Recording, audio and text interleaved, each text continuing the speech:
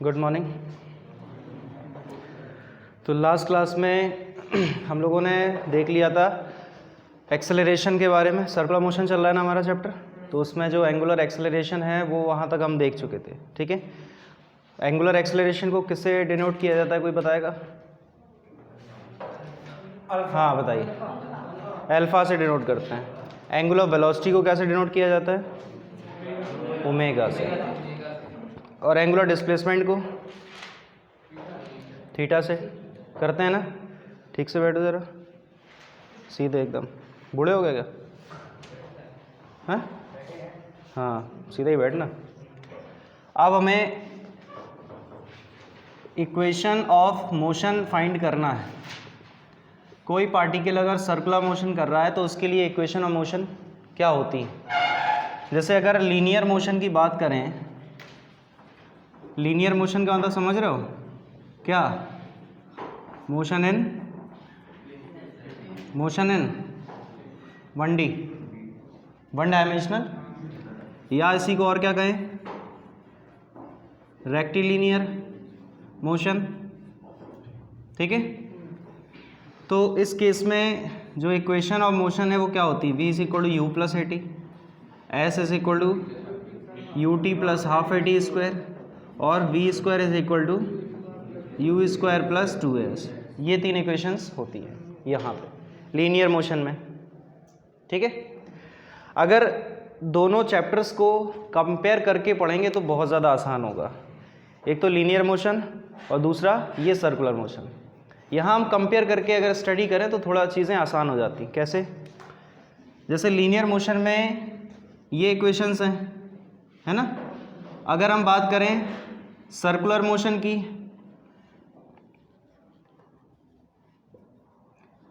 तो circular motion में क्या इक्वेशंस आई?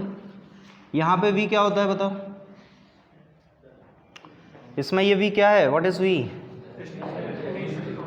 Final velocity. ये की u क्या होता है? a क्या होता है? और t टाइम होता है। तो यहाँ पे जो v है वो फाइनल वेलोसिटी है। यहाँ पे जो फाइनल वेलोसिटी है उसको ओमेगा से शो करेंगे। एंगुलर वेलोसिटी ओमेगा होता है। ठीक है, यहाँ पे u होता है तो यहाँ होता है ओमेगा नॉट। ओमेगा नॉट का मतलब इनिशियल एंगुलर वेलोसिटी, ओमेगा मतलब फाइनल एंगुलर वेलोसिटी। ए क्या है? एक्सेलरेशन है, तो यहाँ एक्सेलरेशन क्या पढ़ाया गया था? अल्फा, और टाइम तो टी है, तो ये फर्स्ट इक्वेशन आ गई। ठीक है, अभी इसको डेराइव करेंगे, कैसे आता है बताएंगे। यहाँ पे एस क्या है? डिस्प्लेसमेंट है। यहाँ डिस्प्लेसमेंट कौन सा होगा? एंगुलर डिस्प्लेसमेंट, थीटा बोलते हैं। यू क्या है? ओमेगा नॉट, टाइम तो टी है, प्लस एक्सेलरेशन को अल्फा बोलेंगे और ये टी स्क्वायर हो जाएगा। ये वी है, वी को क्या बोलते हैं? ओमेगा। यू क्या होता है? Omega not square plus 2 alpha theta.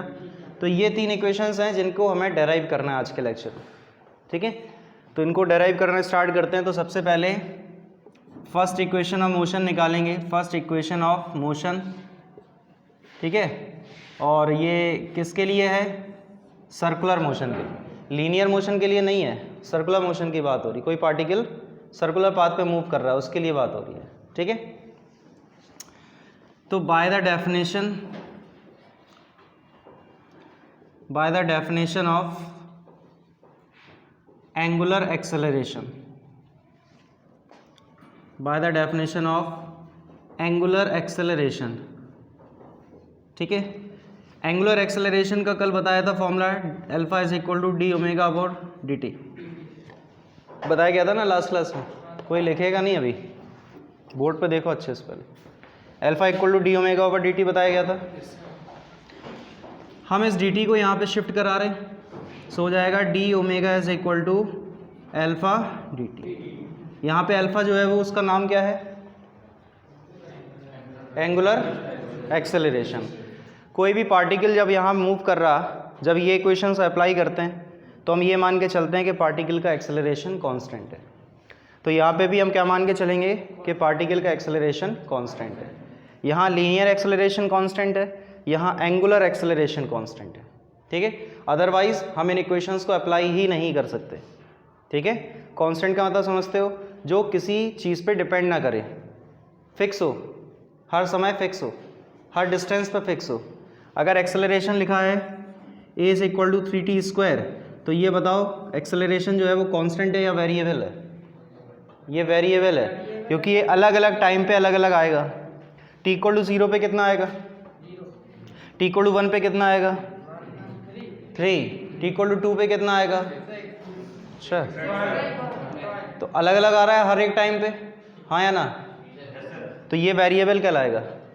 और अगर a इज इक्वल टू सिर्फ 3 लिखा है तो t इक्वल टू 0 पे कितना है? 3। t इक्वल टू 1 पे कितना है? 3। t इक्वल टू 2 पे कितना है? 3। किसी भी टाइम पे कितना है? 3। तो ये कांस्टेंट है, ये चेंज नहीं हो रहा। जो चेंज ना हो वो कांस्टेंट है, जो चेंज हो वो वेरिएबल होता है। ऐसे ही डिस्टेंस पे भी डिपेंड कर सकता है। अगर t की जगह पे x लिखा हो 3x², तो अलग अलग x पे अलग अलग a आएगा, हाँ या ना? बोला करो, आएगा कि नहीं आएगा? तो ये होता है वेरिएबल एक्सेलरेशन, ये होता है कांस्टेंट एक्सेलरेशन। वेरिएबल मतलब जो डिस्टेंस या टाइम पे डिपेंड करे, जो बदलता रहे, अलग अलग लोकेशंस पे या अलग अलग टाइम पे अलग अलग चीज़ों पे बदलता रहे। और ये क्या है? ये हमेशा फिक्स रहेगा, इस पर कोई फ़र्क नहीं पड़ता, क्या टाइम है क्या डिस्टेंस है, कोई फ़र्क नहीं पड़ता। ठीक है, तो ये इक्वेशंस जो हम अप्लाई करते हैं, ये वाली या ये वाली, हम हमेशा इनको कब अप्लाई करेंगे? जब एक्सेलरेशन हमारे पास कांस्टेंट होगा। यहाँ लीनियर एक्सेलरेशन कांस्टेंट होगा और यहाँ एंगुलर एक्सेलरेशन कांस्टेंट होगा। ठीक है, तो यहाँ जो अल्फा है वो कैसा होगा? कांस्टेंट। कैसा होगा? अब हम दोनों साइड क्या करेंगे? इंटीग्रेशन करेंगे। क्या करेंगे? तो इंटीग्रेशन करने के बाद जो लिमिट इसमें हमें अप्लाई करना है वो हम बता दे रहे हैं आपको। t is equal to 0। t equal to 0 का मतलब क्या होता है? t इक्वल टू 0 का मतलब क्या होता है? इनिशियल। t इक्वल टू 0 मतलब इनिशियल। तो अगर यहाँ वेलोसिटी की बात करें तो वेलोसिटी हम क्या मानते हैं? ओमेगा नॉट, हाँ या ना? ठीक है, और किसी टाइम स्मॉल t पे, ये स्मॉल t टाइम है, ठीक है, तो ये क्या हो जाएगा? मान लो फाइनल हो गया। तो इस केस में अगर हम वेलोसिटी या स्पीड की बात करेंगे तो उसको हम क्या लिख सकते हैं? ओमेगा लिख सकते हैं, हाँ या ना? लिखोगे? अरे किसी कोई डाउट तो नहीं आ रहा? सिंपल है। अब यहाँ में लिमिट को अप्लाई करना है तो हो जाएगा D omega is equal to alpha D T. जो लिखा है इसमें हम लिमिट अप्लाई करेंगे तो यहाँ लिमिट किस चीज़ की आएगी? टाइम की। यहाँ लिमिट किस चीज़ की आएगी? ओमेगा की। जिसके रिस्पेक्ट में इंटीग्रेशन हो रहा उसी की लिमिट लगाते हैं। यहाँ किसके रिस्पेक्ट में हो रहा? टाइम के रिस्पेक्ट में, तो यहाँ पे लिमिट किसकी आएगी? टाइम की। यहाँ पे लिमिट किसकी आएगी? ओमेगा की। तो t इक्वल टू 0 पे ओमेगा कितना है? देखो एंगुलर वेलोसिटी कितनी है t इक्वल टू 0 पे? Omega naught. अरे ये दिखाई नहीं दे रहा क्या? दिख रहा सबको? ये लिखा हुआ दिखाई दे रहा सबको? बोलना आता है तो फिर बोल दिया करो, ठीक है। और स्मॉल t टाइम के बाद कितना होगा? यहाँ ओमेगा हो जाएगा, समझ गए? इसका इंटीग्रेशन जब आप करेंगे तो कितना मिलेगा हमको? ओमेगा, और लिमिट है हमारे पास ओमेगा नॉट से ओमेगा। ये अल्फ़ा तो कांस्टेंट था तो अल्फ़ा जो है वो इंटीग्रेशन के बाहर आ जाएगा, और dt का इंटीग्रेशन आप करेंगे तो क्या मिलेगा? t। लिमिट है हमारे पास 0 से t। ये आ रहा है, ठीक है। इसमें लिमिट लगाएंगे तो लिमिट क्या होती है? Upper limit minus lower limit. तो पहले ओमेगा की जगह आप ओमेगा रखो तो ओमेगा ही मिलेगा। इस डस्टर की जगह डस्टर रख दो, डस्टर ही मिलेगा। डस्टर या मार्कर रख दो तो मार्कर मिलेगी। तो ओमेगा की जगह ओमेगा रखा तो ओमेगा मिला, माइनस अब ओमेगा की जगह ओमेगा नॉट रखेंगे तो क्या आ जाएगा? ओमेगा नॉट इक्वल टू ये alpha as it is, T की जगह पे टी रखा माइनस टी की जगह 0 रखा, आएगा। अब इसको क्या लिख सकते हैं? Omega minus omega not is equal to alpha T. इस ओमेगा को शिफ्ट कराएं, so omega is equal to omega not plus alpha T. ये देखो फर्स्ट इक्वेशन आ गई, समझ गए ना? इसी तरह से हम सेकंड इक्वेशन और थर्ड इक्वेशन को भी डेराइव करेंगे, ठीक है। तो पहले इतना नोट कर लो, फिर इसके बाद थर्ड इक्वेशन और सेकंड इक्वेशन को डेराइव करते हैं। नोट करो इतना जल्दी।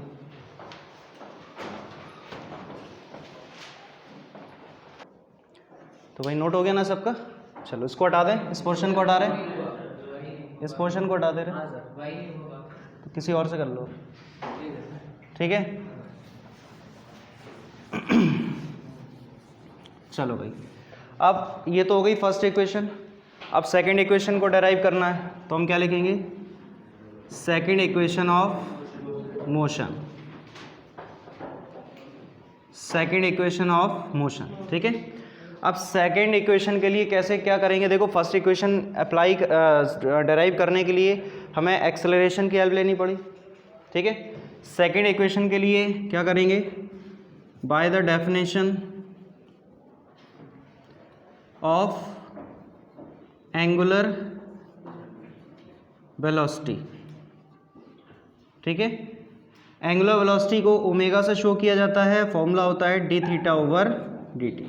ये होता है फॉर्मूला एंगुलर वेलोसिटी का, होता है ना? अरे याद है कि नहीं? याद है? तो बस इस डी टी को शिफ्ट कराओ, तो D theta is equal to omega. अब यहाँ पे आप ये बताओ कि जब हम इंटीग्रेशन करेंगे तो जैसे अल्फ़ा को बाहर निकाल दिया था ना इंटीग्रेशन से, क्या ऐसे ओमेगा को बाहर निकाल सकते हैं? बताओ, क्या हम ओमेगा को यहाँ पे बाहर निकाल सकते हैं इंटीग्रेशन से? नहीं निकाल सकते। क्यों नहीं निकाल सकते? क्योंकि ओमेगा कांस्टेंट है। कांस्टेंट होता तो ना निकाल देते बाहर। वेरिएबल है।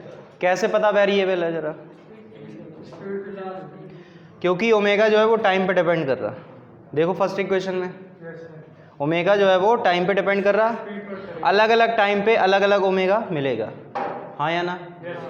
तो इसलिए ओमेगा यहाँ कांस्टेंट नहीं है। तो ओमेगा कांस्टेंट नहीं है, तो ओमेगा को हम बाहर इंटीग्रेशन से नहीं निकाल सकते।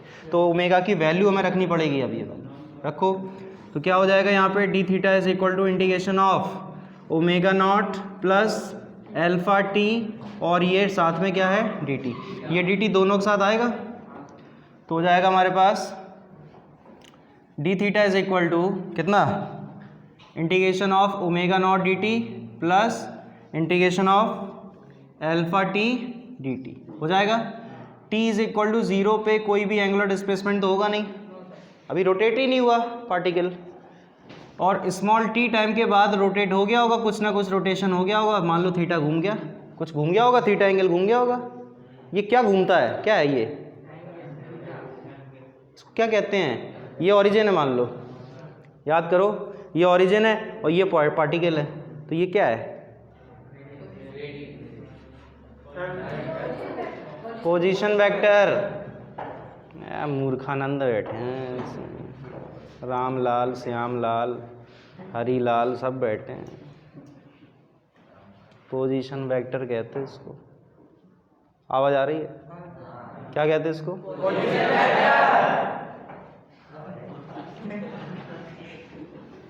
इंटीग्रेशन कर रहे, तो यहाँ तो थीटा हो जाएगा, लिमिट क्या है? और यहाँ पे अब ओमेगा नॉट जो है वो कांस्टेंट है, तो ये आ गया बाहर।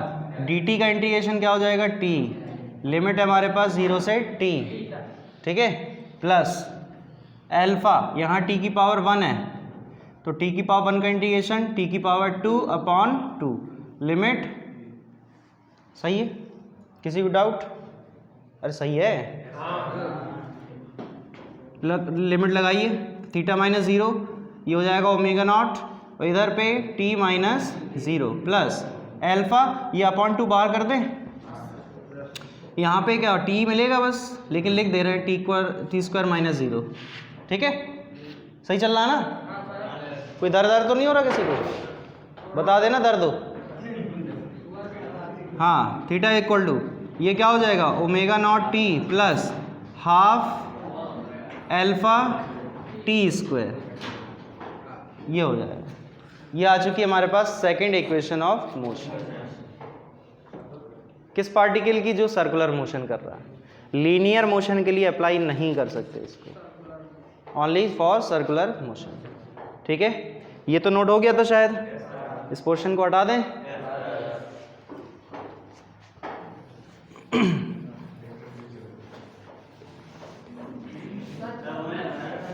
अच्छा, ये तो लिखना था ना, क्या लिखा था? सेकंड इक्वेशन ऑफ ऐसे ही कुछ? अच्छा,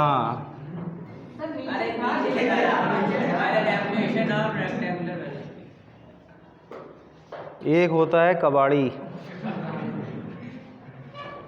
एक होता है उससे थोड़ा बड़ा कबाड़ी, एक होता है परम। तुम लोग ऊपर हो, उनसे भी ऊपर। यहाँ क्या लिखा था? सेकंड इक्वेशन ऑफ मोशन, और नीचे लिखा था बाय द डेफिनेशन। अभी ठीक है? कोई दर्द तो नहीं हो रहा किसी को? आप सुनो आगे। तो थर्ड इक्वेशन फाइंड कर रहे हैं, तो by the definition of angular acceleration he, third equation के लिए, ठीक है?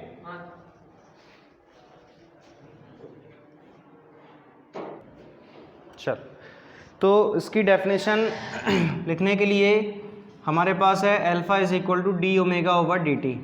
अभी जो यहाँ साइड में हमने तीनों इक्वेशन लिखी थी इनिशियली, तो उसमें आपने देखा होगा थर्ड इक्वेशन में टाइम नहीं आता है, था?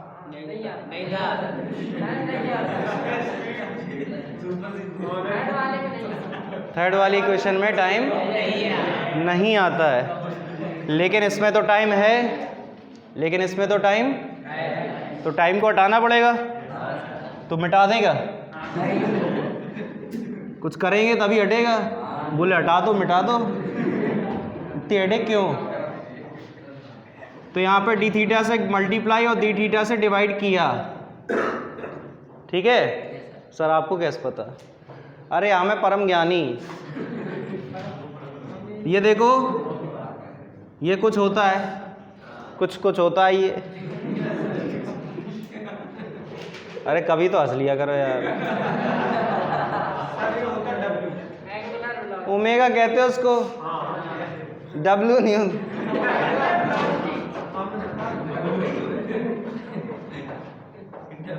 ओमेगा, तो ये D theta over D T omega हो गया, और ये D omega over D theta ऐसे ही रहेगा, हाँ या ना? रहेगा। अब इस डी थीटा को यहाँ ले जाओ। So omega D omega is equal to alpha D theta, integration कर रहे। जब एंगुलर डिस्प्लेसमेंट कुछ नहीं था तो एंगुलर वेलोसिटी ओमेगा नॉट थी, अरे टी इक्वल टू 0 पे, और थीटा डिस्प्लेसमेंट के बाद एंगुलर वेलोसिटी ओमेगा हो गई।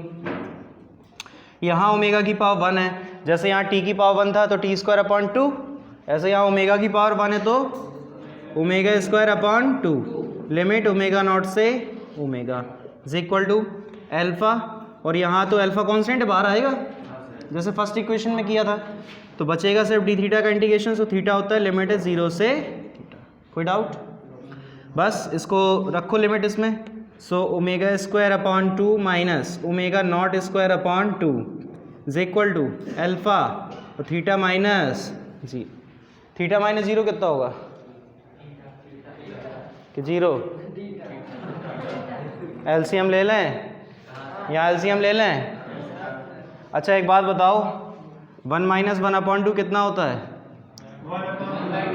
1/2 होता है। एलसीएम लिया ना? अच्छा डायरेक्ट नहीं कर सकते, तो जगह है कहाँ?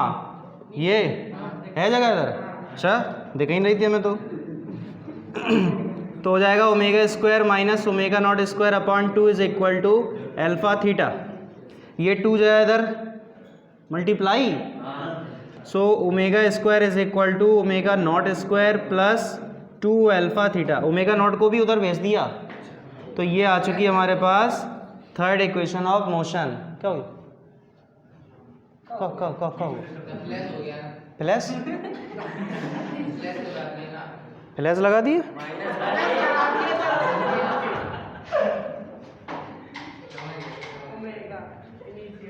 तुम्हारी यार बेटा होल टाइम से अभी सुनो, तुम सुनो, तुम सुनो सुनो सुनो सुनो तुम, नहीं नहीं नहीं नहीं मानी नहीं जाएगी। सुनो तुम, अब दोबारा सुनो। जे 2 इधर भेजो, वो गलती हमारी है, एक स्टेप हम क्रॉस कर गए, हम सोचा तुम समझ रहे हो, लेकिन वो गलत फहमी में जी रहे थे।